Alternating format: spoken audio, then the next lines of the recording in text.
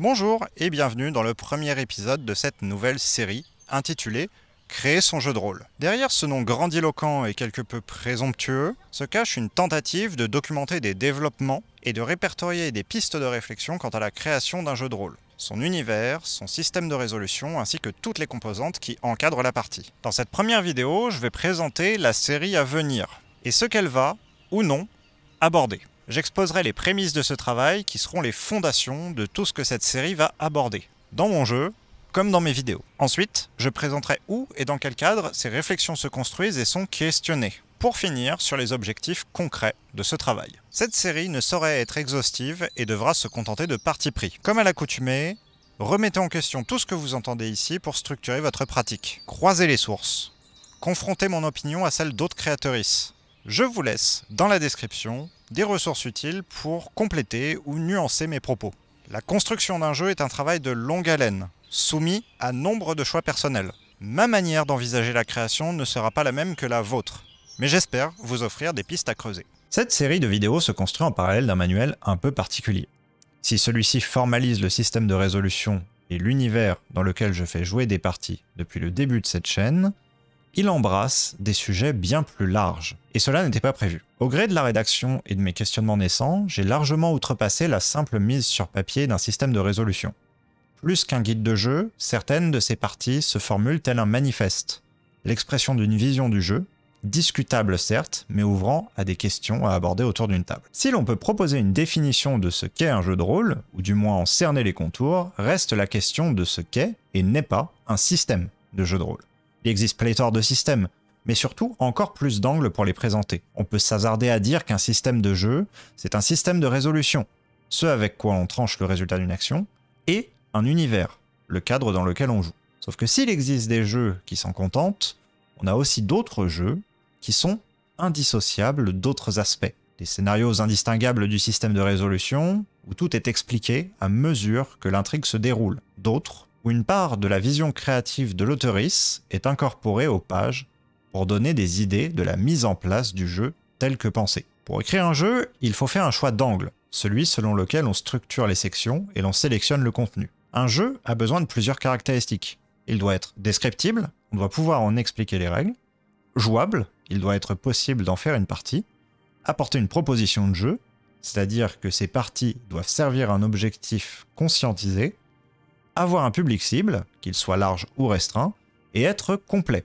que tous les éléments nécessaires pour le jouer soient disponibles. Un jeu, comme son auteurice, a des responsabilités dans les représentations qu'il convoit et les angles morts qu'il se refuse à aborder. Par ces éléments, il porte une vision. Un de nos objectifs va être, face à la dystopie actuelle, de trouver une voie de réflexion sur elle sans donner de leçons. Par mon jeu comme par ces vidéos, nous allons tenter de déconstruire les tropes de notre média.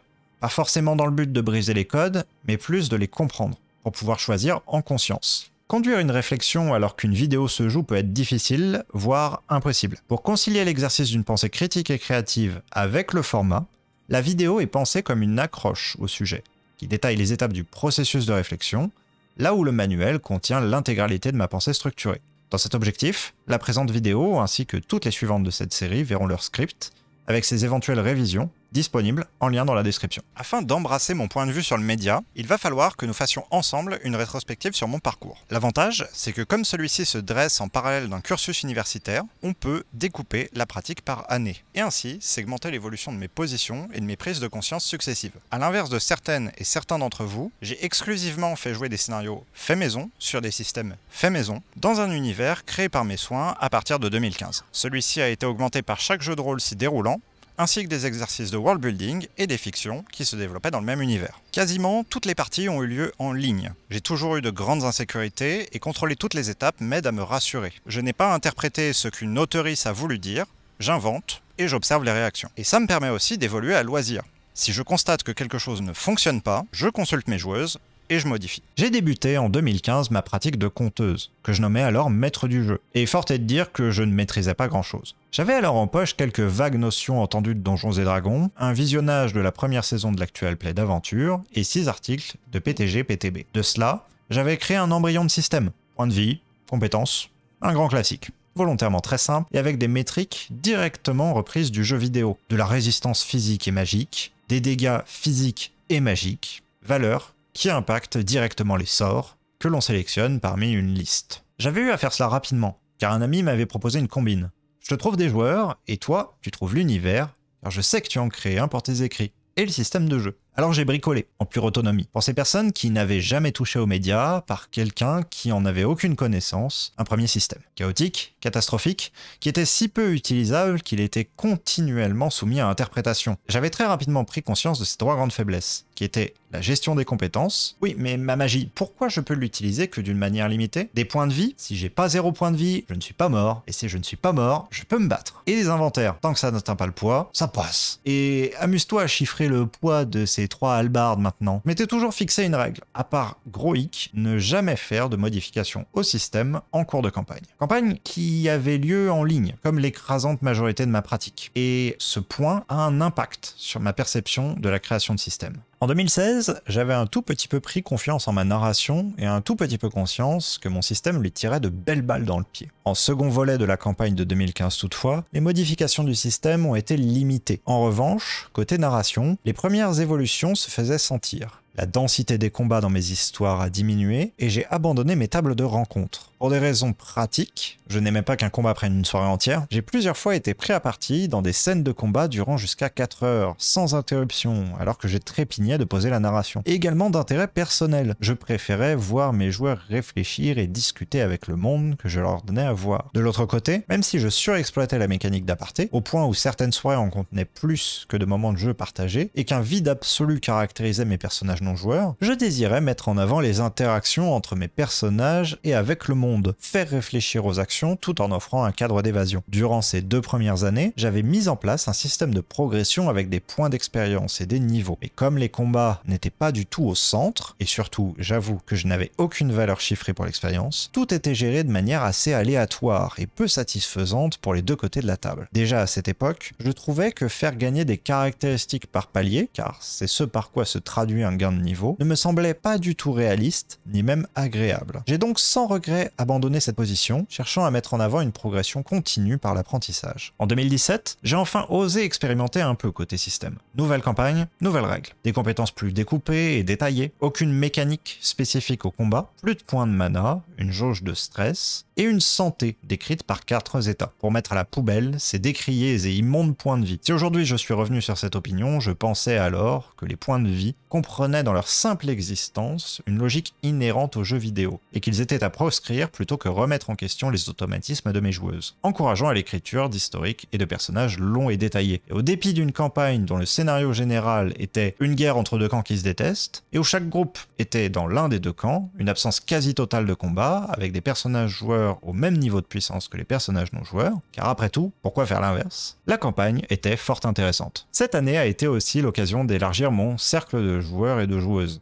par des scénarios indépendants de la campagne, tout comme par des apparitions dans celle-ci pour l'espace d'1 à 3 soirées. Cela me donnait des retours frais, détachés de tout ce que j'avais pu faire avant, et j'avais pu profiter de l'été passé pour significativement étendre mon univers, lui donnant plus de corps. Cette assise m'a posé sur une pente que j'ai suivie sans la questionner pendant plusieurs années de pratique. Toujours mettre la narration au premier plan et adapter le système à la volée si une situation le requiert, qu'il retranscrive l'histoire plutôt qu'être fidèle à lui-même à tout prix. Sans la questionner, car je l'aimais, et que ça me plaisait de raconter mes histoires ainsi, et que les gens revenaient à mes tables pour ces histoires. En 2018, j'ai voulu expérimenter avec cette narration. J'ai testé de faire un survival horror dans ce même monde avec des règles très limitées, où l'environnement était le seul ennemi. Expérience qui a d'ailleurs été autant une réussite qu'un échec, mais qui surtout manquait cruellement d'un système pour structurer le jeu et le rendre plus juste. Un système léger était suffisant pour du narratif, mais pour un survival horror, il a vite montré ses limites. J'ai par la suite initié une longue campagne qui souhaitait renouer avec les racines héroïques de mes premières expériences, avec de nombreuses discussions avec mes joueurs sur le système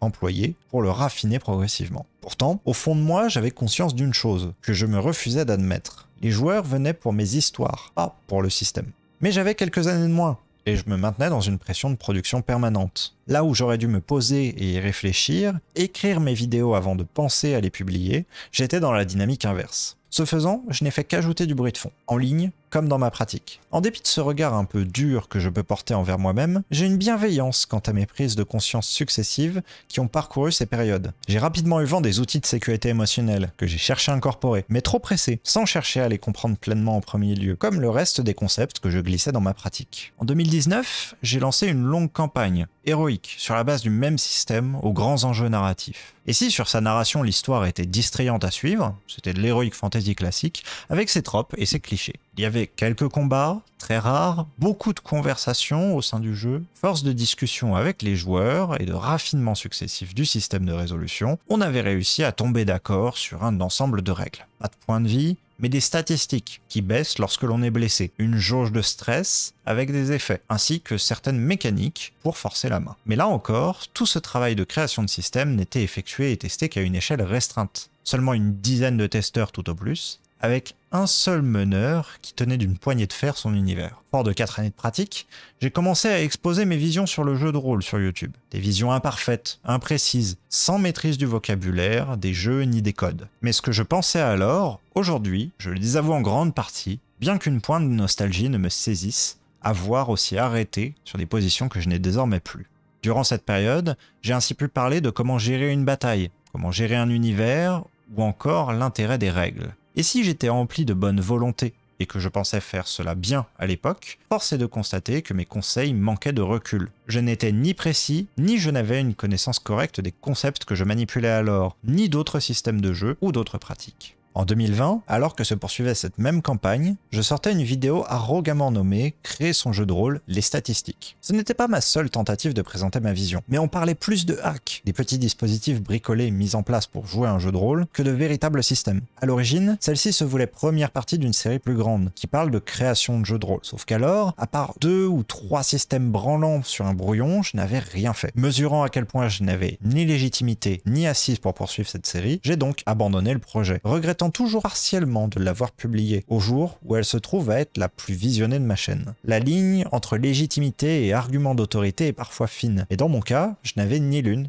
ni l'autre. J'aurais pu axer mes vidéos d'alors sous un angle « voici comment je fais », mais en lieu et place, j'adoptais un ton « voici comment il faut faire », à cause d'un retors manque d'assurance, que je masquais par des vérités qui auraient dû être bien loin d'avoir quelconque prétention à l'universalité. Une part de ma personne cherche à complémenter les écueils du mois d'alors, notamment par cette série. Cette présente série ne réparera pas mes erreurs, mais elle espère offrir une vision actualisée et plus nuancée de mes pratiques de création. En 2021, j'enchaîne en lançant une ambitieuse campagne, Nouveau Continent, dans lequel j'installe certaines positions par la narration. Très modérée et basée sur des éléments posés dans l'univers. Sur ce continent, la vie des animaux est respectée pour des raisons d'ascendance, avec une entité ayant eu un impact majeur sur ces terres. Et si cela a été respecté et encouragé par les joueurs, j'ai aussi pu constater à quel point les automatismes en jeu étaient présents. Comment les gestes, intrinsèquement violents mais banalisés dans nos sociétés, étaient reproduits en jeu sans qu'ils soient questionnés. Mais j'ai aussi compris à ce moment-là que le jeu pouvait faire réfléchir à notre perception du monde et à la manière d'envisager nos relations, pour peu que l'on s'en donne la peine. Sur une autre note, je me souviens assez nettement être gêné à cette époque d'avoir un système de résolution aussi détaché de la narration. Rien dans le système, en dehors des effets de stress, ne lie la narration des personnages aux règles du jeu. C'est uniquement la question d'interprétation personnelle sur base de discussions vocales et non formalisées. La création de personnages se fait en un appel,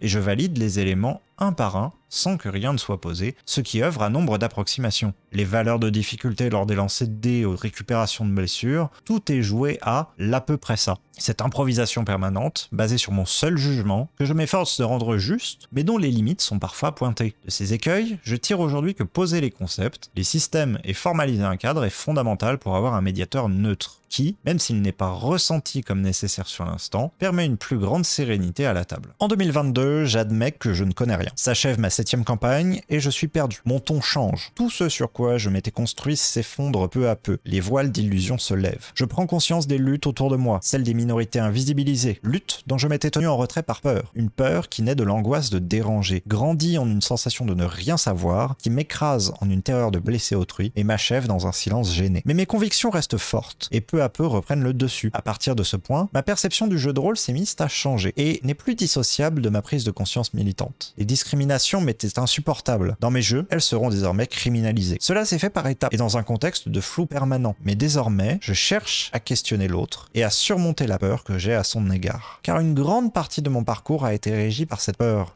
des autres qui me vient de mon enfance et qui a fait que j'ai toujours été effrayé de me confronter à d'autres créatrices. Alors que c'est par là même que l'on confronte les points de vue et que l'on pose sur le papier un discours et une vision créative plus cohérente. Je lance une campagne qui s'étalera sur 1 an, dont le scénario me déçoit. Je n'arrive pas à m'y impliquer, trop bousculé par un cadre personnel et des projets émergents de toutes parts pour en tirer quelques satisfactions. Cette année, j'ai tiré l'importance de prendre le temps de poser un processus créatif plutôt que de produire. Et je me suis efforcé d'appliquer de plus en plus cette observation dans tous les axes de mes travaux. En 2023, j'ai lancé une nouvelle campagne par laquelle je souhaitais retranscrire que les personnages des joueurs étaient des personnages comme les autres dans le monde. Un monde qui était perclus de blessures, de clichés, de brutalité, dans lequel des personnages luttaient pour leur droit à vivre. Toutefois, rien à part mes mots au sein de la narration ne formait cela. Une fois encore, hors de ma tête, le système n'existait pas. Est-ce vraiment créer un jeu que de le jouer? Si autrefois je m'en contentais, je ne peux plus aujourd'hui. Pour moi, un jeu est désormais indissociable d'un contexte, bien qu'il veuille transcrire d'autres réalités. Et faire preuve d'honnêteté sur le cadrage est un pas nécessaire pour offrir un vrai travail créatif. Mais je n'y suis pas encore prêt. Je questionne mes automatismes. D'où viennent-ils? Est-ce que je me place que peu de combats dans mes jeux, car c'est difficile et inintéressant pour moi à gérer, ou bien y a-t-il une raison sous-jacente? Et pendant ce temps, je ne m'exprime pas à leur sujet. Je parle de world building, car c'est pour moi un premier terrain d'expérimentation. Créer un univers a toujours pour moi été plus naturel que créer un jeu, et je peux m'appuyer sur des études en sciences pour enrichir ma vision, tout en commençant à questionner les représentations associées. Ce qui m'a amené à une réflexion. Si dans le jeu, il n'y a pas système d'un côté et univers de l'autre, dans la création, il y a une distinction entre le jeu et l'univers. L'univers peut être brutal, intolérant, et le jeu peut se positionner contre cela, ou abdiquer en refusant de s'en poser la question. En 2024, lorsque j'ai commencé la formalisation de mon système, j'ai fait un constat aussi simple qu'effarant. Toute ma pratique est dirigée vers les parties de jeux de rôle en ligne. Pourquoi effarant? Car à la mesure des itérations, j'avais ajouté couche sur couche de complexité. Le système de résolution s'était engorgé de calculs mathématiques. Il fallait faire la racine carrée d'un maximum entre deux nombres pour savoir combien de dés sont à lancer. Et à part transmettre un tableur ou une palanquée de formules mathématiques, le système ne serait pas jouable. De plus, comme le système était dynamique, chaque action pouvait changer plusieurs valeurs chiffrées, offrant, pour une expérience en physique, une manutention considérable à la moindre action. Enfin, le système était utilisable, mais n'avait rien qui le liait à l'univers, qui le rendait unique. Il n'y avait pas de proposition de jeu novatrice dedans qui justifierait de créer un jeu. Dans la foulée de toutes ces réflexions, je lance un podcast avec Effulgence, co-auteur des Chroniques de Nebomor. Là, on y parle de création de jeux, et je trouve enfin un exutoire pour toutes ces idées inachevées et dont je n'arrive pas à juger de la validité. Alors, j'ai fait table rase, j'ai gardé mes inspirations, échecs et réussites du passé, pondéré mes discours par ceux de mes pairs, qui nuancent mes propos, incorporé mes luttes, mes espoirs et mes visions du monde. Toutes ces mémoires sont autant d'éléments qui me posent dans la perspective que j'entretiens aujourd'hui, et que je vais tenter de développer à travers cette série. Résumer l'intégralité de mon parcours n'est ni réaliste, ni réalisable. Toutefois, si l'envie vous prend de creuser, vous pouvez utiliser cette chaîne comme témoin privilégié de la construction de mon parcours. Ce qu'il convient de garder à l'esprit, ce sont deux éléments. Premièrement, et comme dit plus tôt, c'est seulement une perspective parmi d'autres. Elle est réfléchie, assumée, mais en aucun cas universelle, ou faisant office d'une forme de vérité absolue. C'est une vérité qui reste relative à ce cadre. Deuxièmement, mes pensées résultent de mon parcours, de mes rencontres et des discussions qui en sont issues. Modifier une bribe du passé, c'est changer un élément dans ses prémices, qui changerait le cadrage que j'applique sur le média, et a fortiori à cette série. Le jeu de rôle est un média complexe. À l'inverse d'une forme d'art non interactive, comme une peinture, où l'on va contempler l'œuvre finie, le jeu de rôle évolue, suivant qui le joue. Une œuvre est soumise à interprétation. C'est le sens qu'on lui donne par les représentations que l'on a. Sens qui est personnel, qui existe indépendamment de l'œuvre et de la volonté de sa créatrice. Pour le jeu de rôle, c'est différent. En plus de cette première lecture, s'y ajoute la réinterprétation par des joueuses qui mêlent les représentations du monde. Comme dit plus tôt, au fil de mon parcours rôliste, j'ai presque exclusivement occupé la place de conteuse, personne qui pose le cadre de l'histoire et décrit les réactions de l'univers aux actions des joueuses. À mesure que j'ai confronté ma personne au réel, au fil des dernières années, j'ai aussi vu l'impact que ce réel avait sur ma fiction, bien que je sois persuadé qu'il me reste encore beaucoup à débusquer. Le jeu de rôle est une forme d'art, non pas revendiquée, mais étant par essence un média capable, par son engagement, de s'adresser délibérément au sens, aux émotions, à l'intuition et à l'intellect. Il est le fruit d'intentions, de la conteuse comme des joueuses, et n'a pas de fonction pratique définie. Si l'objet qu'est le manuel de jeu ne saurait répondre à cette définition, la pratique de ce jeu, en revanche, en coche toutes les cases. C'est un art jeune, diversifié, dans lequel chacune peut trouver des pratiques qui lui plaisent et d'autres moins. Face à divers genres ou styles, nous ne sommes pas tous et toutes sensibles au même degré. Un roman ou une peinture peut changer notre vie, là où celle d'à côté peine à nous faire hausser les épaules. Et comme tout art, il questionne le réel. Dans ce théâtre de l'esprit qu'est le jeu de rôle, pourquoi ne pourrait-on pas penser des planètes aux formes grotesques, où la gravité s'exprime autrement, peuplées d'êtres aux mœurs exotiques, au milieu d'étoiles sentientes? Jouer consciemment dans un monde imaginaire, c'est penser par abstraction pourquoi notre monde fonctionne tel qu'il tourne. C'est interroger l'humain, la science, l'esprit. C'est comprendre les limites de nos civilisations et les transmuter à la baguette de nos idéaux. Déconstruire l'atome pour en agréger la structure. Penser au-delà de nos constructions sociales tout en étant manipulé par elles. Construire un univers, c'est questionner implicitement tout ce qui nous entoure. Construire en opposition ou en adéquation, avec ou sans conscience, une réalité de fiction que si du réel elle n'est point une copie, admet dans ses marges nombre de pastiches. Dans un jeu, tout ce qui n'est pas explicitement posé sera, à tort ou à raison, interprété. Tout ce qu'il laisse sera, volontairement ou non, déformé. J'en ai conscience en formalisant mon univers par exemple, en le disséquant en mots imparfaits. Le faire jouer par d'autres, c'est offrir en proie à des visions qui ne sont pas miennes, ce produit si contextuel de mon esprit, hérité de mon parcours et de mes pratiques. Si je sais que je ne dois surtout pas interférer avec cette appropriation, et que j'éprouve tout de même un certain frisson de joie et d'excitation à l'idée que cela ait lieu, je ne peux m'empêcher de tenter de vous faire prendre conscience de ces processus. Un jeu n'est pas neutre. Lorsque l'on crée un univers de jeu et des systèmes de résolution, on a une philosophie en tête. Et lorsqu'il y a un passage d'une auteurice à un public qui l'incarne de ses mots, ce public y mêle ses propres vues,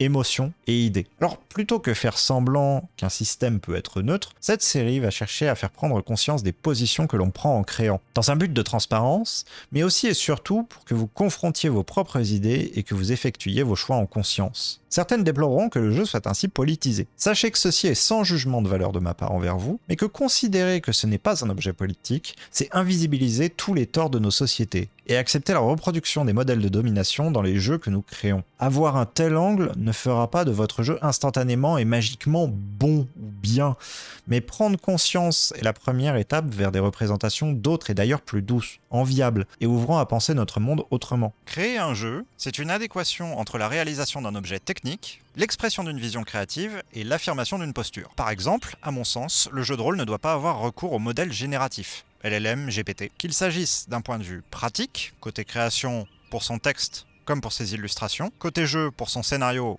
ou ses personnages, ou théorique, construction de la pensée et formalisation de la réflexion. Une création par IA ne peut pas être un jeu, tout au plus un pastiche. Il n'y a pas de conscience à la machine. Elle ne formule pas une proposition de jeu, elle plagie d'un odieux copier-coller le travail d'autres auteurices. Si je n'ai pas le droit d'interdire tout usage de technologie IA au sein de vos jeux, je vous invite, à minima, à les questionner. Est-ce que cette requête est réellement nécessaire? Vous place-t-elle dans un consensus orienté ou dans votre propre pensée? Mérite-t-elle la souffrance humaine que cette technologie engendre? Justifie-t-elle une nouvelle balafre à l'environnement? Cet exemple cristallise bien la volonté de la série.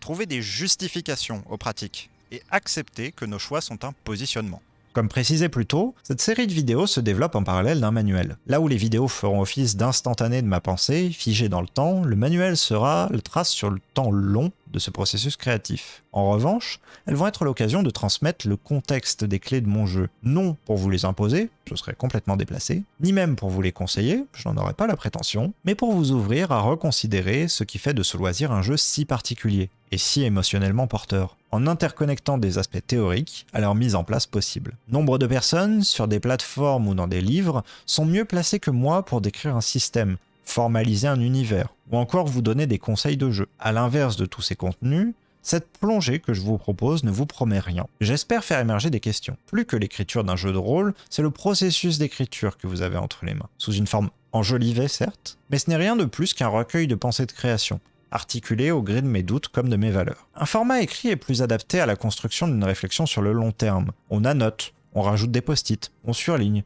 on prend des pauses pour penser, et l'on revient à loisir sur des sections passées. Si des médias que l'on pourrait qualifier de plus dynamiques, comme des capsules vidéo, sont adaptés pour une prise de conscience rapide d'enjeux complexes, le support papier reste à mon sens plus indiqué pour la construction d'un avis critique. Il n'y a que vous face à la feuille, pris dans cet investissement culturel qu'est la lecture. À l'inverse de l'écoute, la lecture vous demande d'être pleinement consciente. Vous ne pouvez pas lire alors que vos yeux se portent ailleurs, tandis que l'écoute ouvre plus facilement à des divagations. Si l'on peut prendre conscience d'états de fait avec une vidéo, on peut difficilement nourrir une réflexion critique en profondeur sur ceci sans cet engagement supplémentaire, et les trêves pour laisser la pensée fleurir. Aussi, je ne peux que vous encourager à prendre des notes en parallèle de ces vidéos, et les confronter au contenu présenté dans le manuel, ainsi que des sources et ressources complémentaires. Vous pouvez utiliser cette vidéo comme point de départ de discussion. Ouvrez sur ces sujets avec les concernés autour de vous. Interrogez-les, incorporez-les dans vos réponses, si ce n'est à votre jeu, à votre pensée. Faites-vous le relais de l'expression de l'avis des minorités, pas sans questionner, mais pour ne pas occulter par mégarde ces réalités plurielles. Enfin, si le jeu de rôle sur table est de tradition orale, il n'en reste pas moins que nombre d'éléments de jeu et de préparation sont des écrits, voire même nécessitent d'être écrits par vous. Lire est plus proche d'écrire qu'écouter ne l'est. Notre ère de surstimulation informationnelle et d'empressement fait perdre leur sens et leur importance aux mots comme aux représentations. Non pas de votre fait, mais en tant que structure. Nous toutes, nous sommes bombardés au quotidien de milliers de textes, de centaines d'informations contradictoires. Notre capacité de tri est mise à rude épreuve, et l'on doit synthétiser l'amoncellement de données que l'on nous force à ingérer. En conséquence,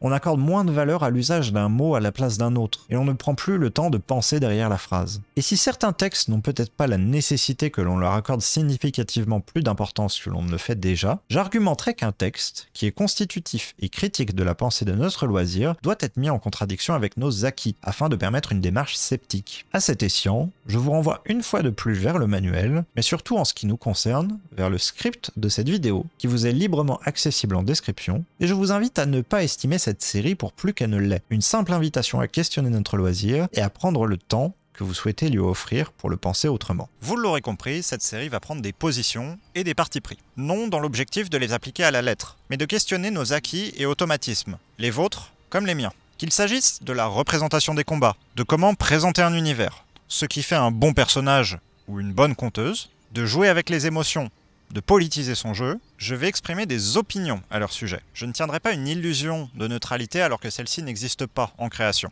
Et je privilégierai de parler ouvertement de mes choix, de ce qui m'y a mené, afin que vous-même puissiez construire une réflexion sur cette base. Ce seront, au gré du sujet, des accroches vers des parties du manuel, des explications de choix qui auront été formulés, ou encore des points qui auront été sciemment retirés du système que je crée. Les positions d'un jeu s'expriment à deux niveaux distincts. L'intérieur de la partie, le contenu, et ce qui influence la partie sans en faire partie, l'environnement. Prendre en compte ces deux composantes et éviter toute dissonance est important pour donner à voir d'autres représentations de société, ainsi que leur penchant dans le réel. Une remise en cause profonde de nos systèmes de pensée n'est pas chose aisée, et nous avons pourtant fort à faire dans la création de nos jeux si l'on souhaite retranscrire autre chose que la dystopie actuelle. Les luttes sont d'excellents vecteurs de réflexion. De manière consciente ou non, il est malheureusement facile de reproduire au sein de la fiction ces modèles fort peu subtils, mais qui savent si bien se cacher. Attaquer le langage peut être une première piste pour une prise de conscience. Questionner si notre langue est sexiste ou non est une question qui polarise, et il n'y a pas grand intérêt dans notre cadre. Le jeu de rôle se sert de la langue, mais n'invente que peu sur sa base, car de tradition orale, où les subtils accords sont parfois passés sous silence. D'autres, plus visibles,